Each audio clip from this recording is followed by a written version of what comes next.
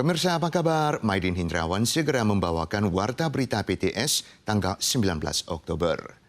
Ada warga menggunakan perangkat VPN yang terhubung melalui IP luar negeri untuk mengecek harga hotel Taiwan dan menemukan bahwa biaya inap lebih murah 20% daripada yang dipesan melalui IP Taiwan. Apakah situasi ini benar-benar ada? Pelaku usaha menganalisis adalah kebiasaan bagi hotel untuk mengadopsi strategi pemasaran dengan promosi berlainan untuk tamu dari negara yang berbeda.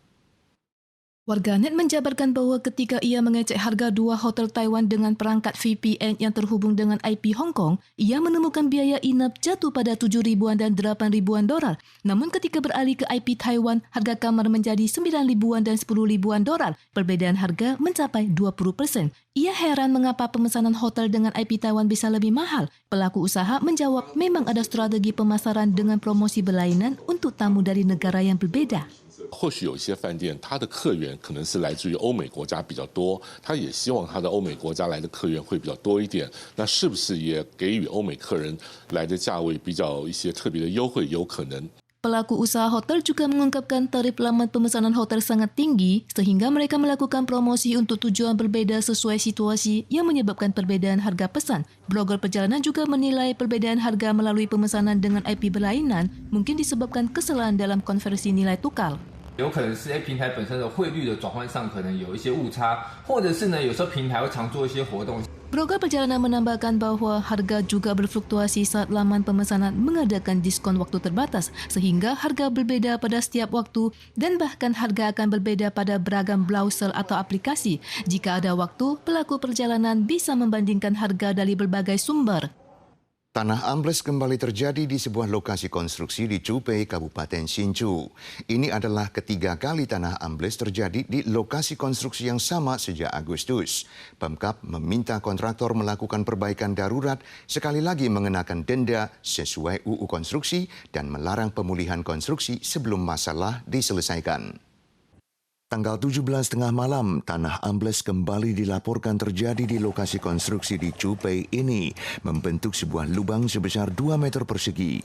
Mengingat bahwa di lokasi konstruksi ini telah 3 kali terjadi tanah ambles sejak Agustus, Pemkab Hsinchu yang sebelumnya telah menjatuhkan denda 270.000 kembali mengenakan sanksi sebanyak 90.000 dolar Taiwan. Teknisi sipil beranggapan tanah ambles berhubungan dengan metode penggalian fondasi bangunan. Lokasi konstruksi berada di lingkungan geologi dengan permukaan air bawah tanah lebih tinggi, tapi metode yang diadopsi kontraktor tidak cukup tahan air sehingga menyebabkan berulang kali terjadinya tanah ambles.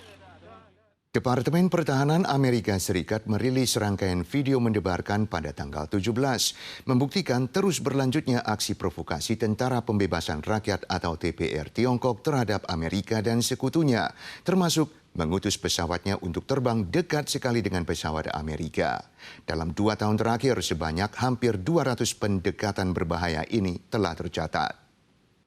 TPR terus saja mencari gara-gara, tidak hanya mengusik Taiwan dengan jet tempur dan kapal induk, tindakan berbahayanya masih terus bertambah. Pada tanggal 17, Departemen Pertahanan AS merilis serangkaian gambar yang melawan provokasi TPR.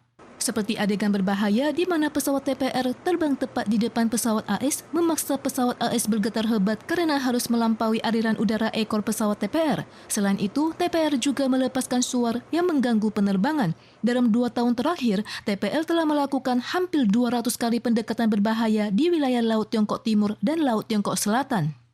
And those accidents could lead to miscalculation. We must prevent these from happening in the theater. Amerika Serikat meminta Tiongkok menghentikan tindakan berbahaya agar terhindar dari kecelakaan yang tidak perlu.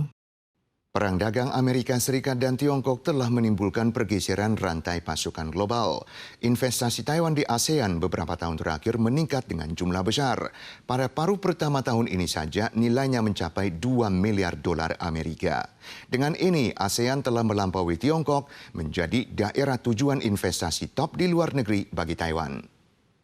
Perang dagang AS Tiongkok mendorong perubahan besar dalam rantai pasokan global dan juga mengubah arah investasi Taiwan. Statistik terbaru Kementerian Perekonomian menunjukkan nilai investasi Taiwan di ASEAN pada paruh pertama tahun ini saja mencapai 2 miliar dolar Amerika, melampaui Tiongkok menjadi daerah tujuan investasi top di luar negeri bagi Taiwan. 就供应链移转了，像一些手机组装大厂也配合美国的要求嘛，资讯产品、电脑那部分，纺织本来就是长期就在那边布局。 Pada kenyataannya, investasi Taiwan di ASEAN cukup beragam, namun masih berfokus pada manufaktur yang mendominasi hampir 40%, diikuti industri finansial dan asuransi 23,5% dan industri grosil dan liter 22,3%. ASEAN aktif mempromosikan perkembangan dan transformasi industri dalam beberapa tahun terakhir. Jenis investasi tidak hanya bertahan pada industri padat karya. Industri padat modal dan teknologi telah bermunculan sejak beberapa tahun yang lalu, termasuk TIK, teknologi informasi dan komunikasi, mobil listrik, dan lainnya telah berkembang pesat di ASEAN. 电子资通讯的产业啊等等，过去的其实是非常非常多了，包括这个越南哈，包括印度啊，那另外有一些大厂在马来西亚等等，这几年要不然就是新增加建厂，要不然就是原来的这个厂房去大量的这个扩充。 Kendati dunia cenderung memilih rantai pasokan regional dengan basis produksi yang tidak berlokasi pada negara yang sama dan negara-negara ASEAN berhasil menyerap banyak investasi dalam waktu singkat beberapa tahun terakhir, perubahan politik dan ketidakstabilan kebijakan juga kian meningkat, terutama dalam hal kekurangan pekerja dan pencatahan listrik telah menjadi tantangan baru bagi lingkungan investasi negara-negara ASEAN.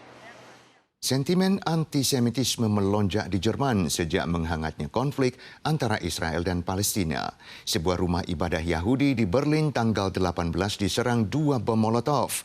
Komisi Eropa khawatir penyebaran ujaran kebencian dan berita palsu akan memperluas konflik.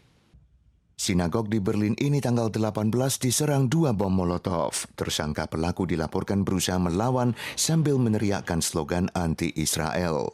Sementara itu sebuah rumah sakit di Gaza tanggal 17 dibom dalam serangan udara.